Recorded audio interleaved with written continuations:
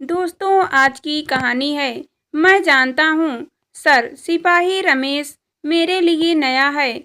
मैं उसे अधिक नहीं जानता, परंतु मैं यह अवश्य जानता हूँ कि ट्रेनिंग सेंटरों से आए जवान अधिक अनुशासन प्रिय होते हैं। वे ऐसे अपराध कर ही नहीं सकते। कहीं ऐसा तो नहीं? रमेश आपकी प्लाटून का जवान है, ऐसा कहकर आप उसे बचाना चाहते हैं? नहीं सर, ऐसा नहीं है। मैं जवान से अफसर बना हूँ। मैं 10 वर्ष तक उनके बीच रहा हूँ। मैं उनकी सोच, उनकी मानसिकताओं को बड़े करीब से जानता हूँ। वे बहुत ही गरीब परिवारों से आते हैं, जिनकी दाल रोटी उनके वेतनों से चलती है। वे ऐसा कैसे कर सकते हैं? उनके लिए तो एक सीनियर सिपाही और लांस नायक एक बहुत बड़ा अफसर है। उनके समक्ष वे समाधान होकर बात करते हैं। वे ऐसे जवानों के प्रति कोई अपराध की बात नहीं सोचते, तो कर्नल साहब के प्रति सोचना तो बहुत दूर की बात है। अपराध तो हुआ है, मेडिकल रिपोर्ट में बलात्कार साबित हो चुका है। क्या आपको लगता है इसमें कर्नल साहब की वाइफ भी कहीं दोषी है? सिपाही रमेश ने भी अपने बयान में कहा है कि उन्होंने उसे बुलाया और ऐसा करने को कहा। आपके ऊपर दिए बयान से भी कहीं ना कहीं यह झलकता है कि इसमें कर्नल साहब की वाइफ भी दोषी है। प्रश्न का उत्तर देना बड़ा कठिन था, किसी को भी भ्रमित कर सकता था। मेजर साहब कहीं ना कहीं मेरे मुख से इसके प्रति सुनना चाहते थे, परंतु मैं जानता था मुझे क्या कहना है। मेरी थोड़ी सी गलती सिपाही रमेश का कोर्ट मार्शल करवा सकती है। मैंने मन में ठान ली कि मुझे गोलमोल उत्तर देना है। सर, मैंने यह नहीं कहा कि कर्नल साहब की वाइफ दोषी है। मुझे नहीं पता वास्तव में वहाँ हुआ क्या था।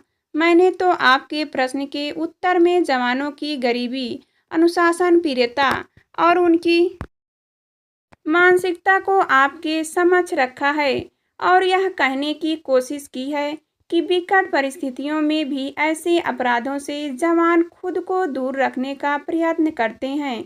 जम्मू कश्मीर में भी ऐसे कई केस आए जिनमें जवान बेगुनाह साबित हुए। जहां तक कर्नल साहब की वाइफ का प्रश्न है, वह बहुत ही सामान्य नारी है।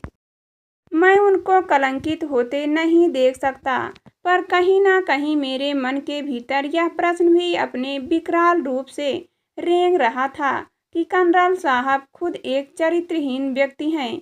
कहीं उनके चरित्र में प्रभावित होकर मेम साहब ने ऐसा तो नहीं किया। विडंबना देखिए, सेना में जहां औरतें पहले उपलब्ध नहीं हुआ करती थी, अधिकारी अपने जूनियर या सीनियर अधिकारियों की पत्नियों से संबंध बनाने की कोशिश किया करते थे। खुद कई पत्नियां भी इसमें पीछे नहीं रहती थी, परंतु यह सब छिप छिप कर होता था। सेना में अब महिला अफसर आने से यह छिपाव खत्म हो गया है। महिला अफसर सदा अपने सीनियर अफसरों के प्रभाव में रहती है और वे अधिकारी इसका पूरा फायदा उठाते हैं। मैं समझता हूँ शायद कर्नल साहब की चरित्रहीनता ने मेम साहब को ऐसा करने को प्रतीत किया हो कि वे ऐसा कर सकते हैं, तो वह क्यों नहीं? निश्चित ही इसी का प्रभाव रहा होगा, परंतु मैं अपनी इस सोच को शाब्दिक प्रस्तुत नहीं कर पाया। मैं चुप हो गया था। मेजर साहब भी सोच में डूब गए।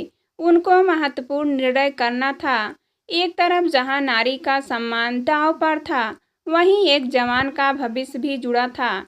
थोड़ी सी गलती रमेश का करियर बर्बाद कर सकती थी।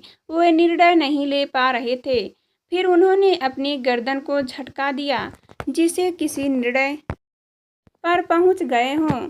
स्पष्ट कहा, पिछले एक सप्ताह से जब से कोर्ट ऑफ इंक्वायरी चली है, मैं इसी पर सोचता आ रहा हूँ। अपराध तो हुआ है, मैं मानता हूँ। मैं यह भी जानता हूँ किसी नारी के चरित्र पर बिना देखे लक्षण लगाना उससे बड़ा अपराध है।